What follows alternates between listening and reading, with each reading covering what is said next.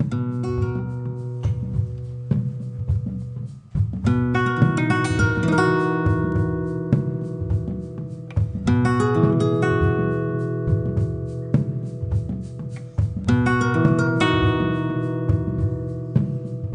pratique, c'est assez compliqué, le développement durable, à mettre en œuvre.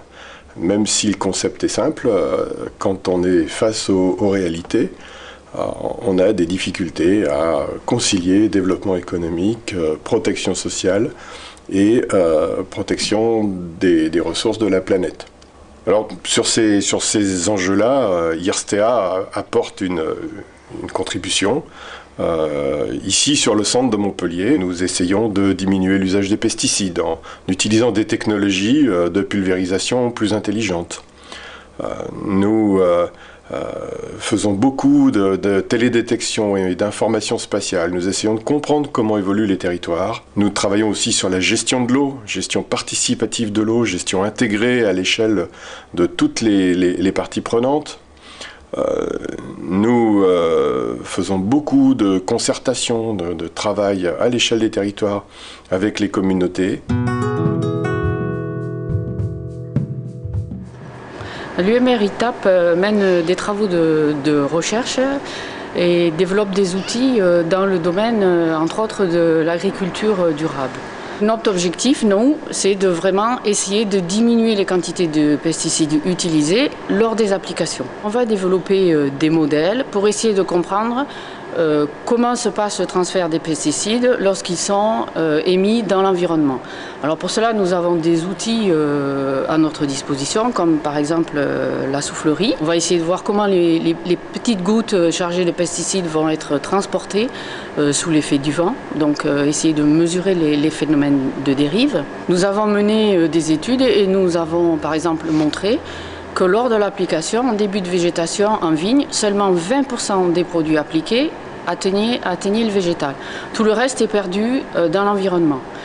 Donc il faut développer des machines qui soient fiables, qui soient faciles d'utilisation et qui en mettent très peu dans l'environnement.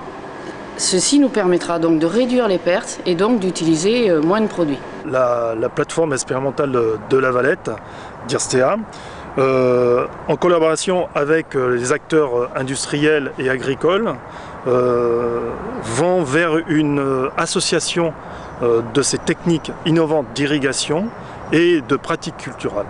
Cette plateforme dispose de 5 hectares équipés pour l'irrigation. Un surpresseur automatique alimente en eau les parcelles. Ces infrastructures sont complétées par des mesures de distribution de l'eau,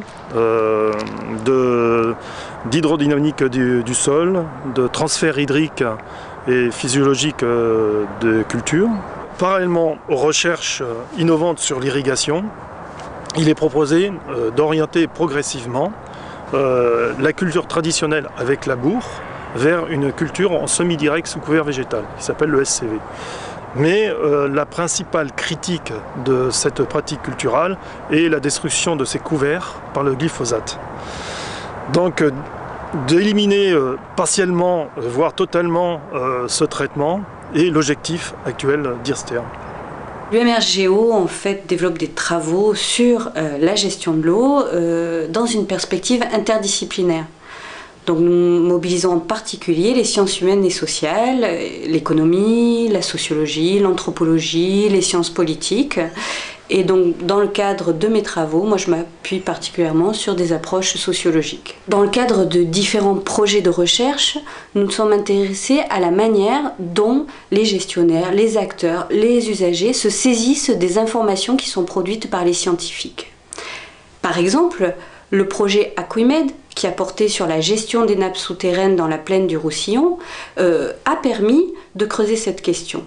Nous avons fait des ateliers avec des agriculteurs de la plaine du Roussillon pour comprendre quel était l'impact du climat sur leurs activités et quel pouvait être l'impact des scénarios qui étaient proposés par les scientifiques.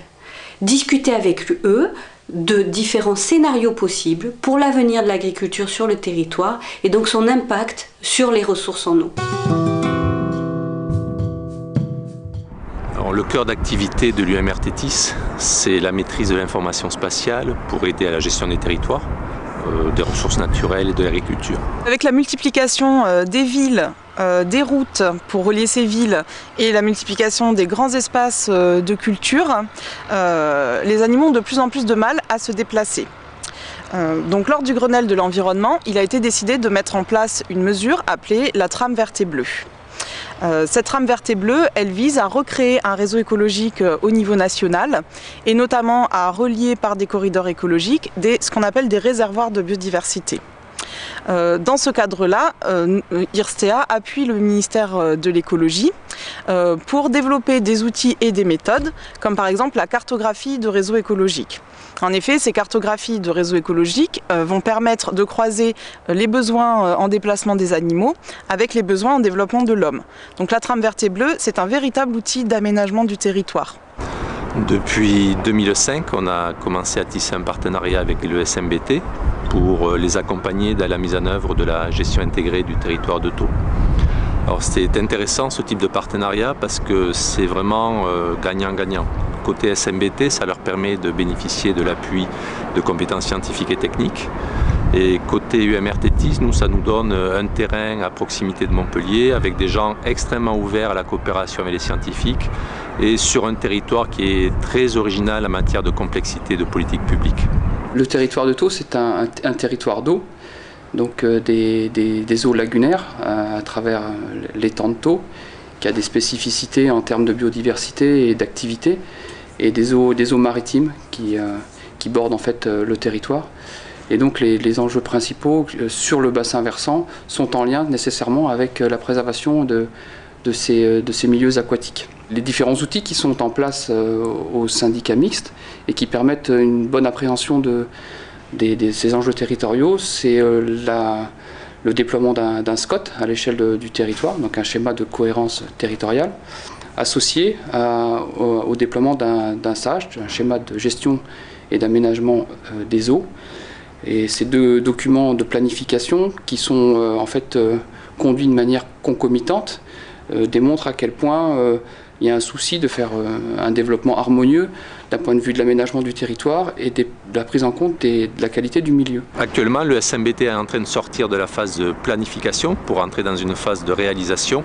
Et à ce titre-là, on les aide à la conception d'un observatoire du territoire de Thau qui va servir à suivre la mise en place, la mise en œuvre du plan d'action et d'essayer de mesurer les effets de ces actions-là. Un certain nombre de nos chercheurs, de nos étudiants, se sont lancés dans la création d'entreprises qui sont en général des entreprises du développement durable. Et nous avons ici une plateforme pour les accueillir, une plateforme d'incubation. Ce qu'on cherche à faire, c'est trouver une voie de valorisation des résultats de la recherche des équipes.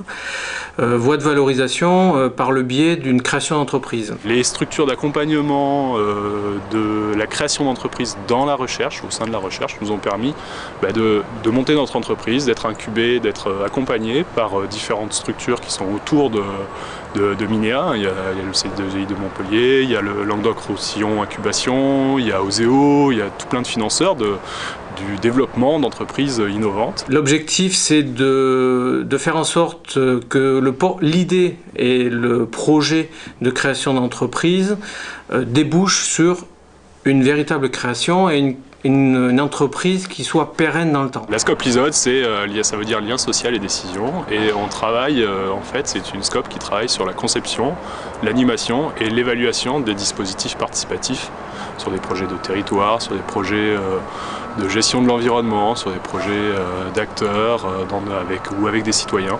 Et on accompagne les différents groupes dans les processus participatifs en faisant discuter les gens pour qu'ils arrivent à trouver des consensus ou des solutions sur des problèmes qui les touchent. On va chercher en plus à mixer les cultures, donc c'est un dispositif qui permet de faire en sorte que les chercheurs rencontrent des chefs d'entreprise et que les chefs d'entreprise rencontrent les chercheurs.